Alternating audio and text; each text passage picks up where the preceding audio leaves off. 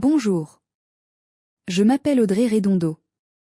Dans le cadre de mon épreuve d'exposé de projet tutoré, je vais tenter de répondre à une problématique RH d'actualité grâce à ce support visuel.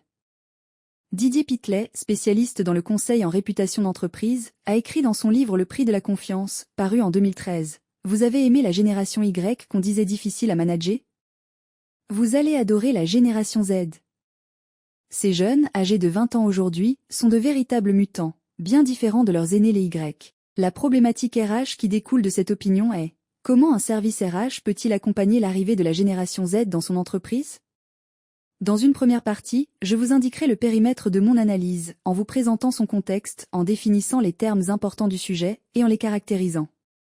Dans une seconde partie, je vous présenterai l'état des lieux de la situation actuelle sur le marché du travail. En troisième partie, je vous exposerai les différentes actions qu'un service RH pourrait mener dans son entreprise, afin d'accompagner l'arrivée de ses futurs collaborateurs, issus de la génération Z. Je conclurai enfin par une synthèse de mon exposé.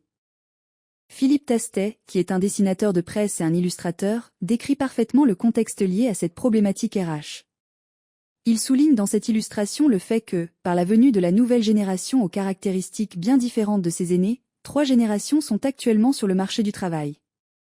Et que cette situation crée des incompréhensions, voire des conflits dans les relations hiérarchiques et fonctionnelles internes d'une entreprise. Il convient, pour bien cerner cette problématique, de définir les termes les plus importants du sujet. Le premier est le mot « génération ». Il s'agit selon le site internet de Wikipédia d'un concept sociologique utilisé en démographie pour définir une sous-population ayant le même âge ou issue de la même époque et qui de ce fait partage des pratiques et des représentations similaires. Ensuite vient l'expression « génération Y », apparue pour la première fois en 1993 dans un éditorial anonyme du magazine américain Advertising Age. Ce sont les personnes nées approximativement entre 1978 et 1994, âgées aujourd'hui de 21 à 37 ans. Ensuite vient le mot « manager », qui selon la définition donnée par Isabelle Haine dans son cours de management, représente un rapport d'individu à individu qui signifie guider, animer, dans le but d'atteindre des objectifs. L'expression suivante « génération Z », d'après mes recherches, n'a pas d'origine précise. Son apparition résulte peut-être d'une logique dans la continuité alphabétique, des expressions inventées pour les générations précédentes. Elle représente selon Didier Pitlet, la nouvelle génération née approximativement entre 1995 et 2000, et qui serait âgée de 15 à 20 ans aujourd'hui. Il caractérise cette génération de « mutants », mot qui selon le site internet de Wikipédia, signifie organisme pourvu d'un caractère nouveau. Une autre définition qu'il convient de donner est celle de l'action « accompagner l'arrivée ». Cela consiste à accueillir mais aussi intégrer un futur collaborateur.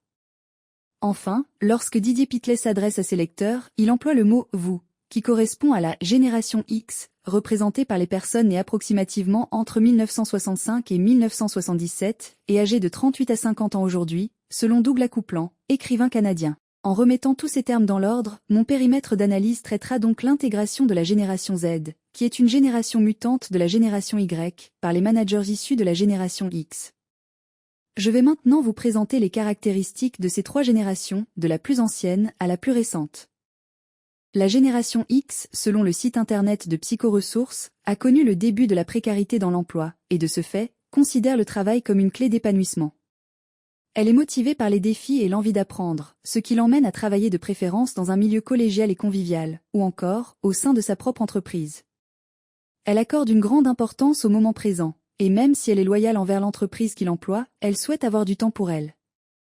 La génération Y, dont le Y est prononcé « why » en anglais, qui signifie « pourquoi » en français, a été confrontée à une pénurie d'emploi, et a appris à vivre avec l'évolution des technologies de l'informatique et de la communication, selon le site internet de Psychoressources.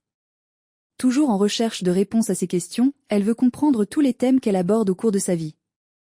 Elle est motivée par le coaching et la rétroaction, ce qui l'amène à travailler de préférence dans des structures où le travail est stimulant et génère du plaisir, tout ceci loin de la routine. En recherche d'équilibre entre le travail, la famille et les loisirs, et en désaccord avec l'autorité, elle n'hésite pas à changer d'entreprise si cette dernière ne lui correspond plus. La génération Z, selon le site internet de Psychoressources, celui du Nouvel Économiste, et selon l'opinion de Didier Pitlet dans son livre « Le prix de la confiance », est hyper connectée, et a baigné dans les évolutions des technologies de l'informatique et de la communication, ce qui lui octroie des caractéristiques similaires à celles de la génération Y. Mais au-delà de ces caractéristiques similaires, elle a une conscience aiguë du monde qui l'entoure et ne croit en aucune forme d'autorité. Méfiante, elle est néanmoins motivée par un besoin d'appartenance qui se traduit par sa dépendance vis-à-vis des réseaux sociaux. En recherche de visibilité et de transparence, elle se tournera vers des structures à l'environnement convivial et transversal, loin des structures fortement hiérarchisées. Par rapport au profil que je viens de vous décrire, un état des lieux du marché du travail actuel est nécessaire. Si l'on s'intéresse à la répartition de ces sous-populations, nous constatons, grâce aux enquêtes menées par l'Institut national de la statistique et des études économiques, que la génération Z, au 1er janvier 2014 représentait seulement 16,22% de la population active, et qu'en 2013, les moins de 25 ans, représentaient près de 25% des personnes au chômage en France. Ces chiffres traduisent une difficulté certaine d'insertion professionnelle, que la nouvelle génération subit actuellement. De plus, les différences nombreuses de chacune de ces générations, décrites sur les sites internet de Psychoressources et du Nouvel Économiste, mais aussi énoncées par Didier Pitlet dans son livre Le prix de la confiance, ou encore dans une émission de débat intitulée Génération Y, diffusée sur le site France Inter en janvier dernier, génèrent une situation que l'on peut caractériser de conflictuelle. Il existe d'une part un conflit d'éducation, car aucune n'a vécu dans le même cadre économique, elles n'ont pas appris les mêmes valeurs, et n'ont pas eu les mêmes repères, ni limites. Il existe aussi un conflit de savoir, car elles n'ont pas toutes bénéficié du même apprentissage des technologies de l'informatique et de la communication, ni du même accès aux études supérieures. Enfin, il y a conflit d'intérêts parce qu'elles n'ont pas les mêmes motivations, ni les mêmes objectifs. Le service RH va donc devoir repenser le modèle actuel de management, en mettant en place des actions capables d'accompagner l'arrivée de cette nouvelle génération dans l'entreprise. La première action à mener, visant à répondre à un collaborateur qui est à la fois idéaliste, mais lucide, et loin d'être naïf, revient à donner un sens à l'image de l'entreprise. Dans un premier temps, l'entreprise devra jouer la carte de la transparence, tant sur la stratégie de l'entreprise que sur la légitimité des décisions qu'elle prendra, et par lesquelles elle offrira une lisibilité objective des droits et des devoirs à ses collaborateurs. Mais aussi, elle devra jouer la carte de la transparence, dans ses échecs et dans ses doutes. Dans un second temps, l'entreprise devra redonner une valeur au mot « respect ».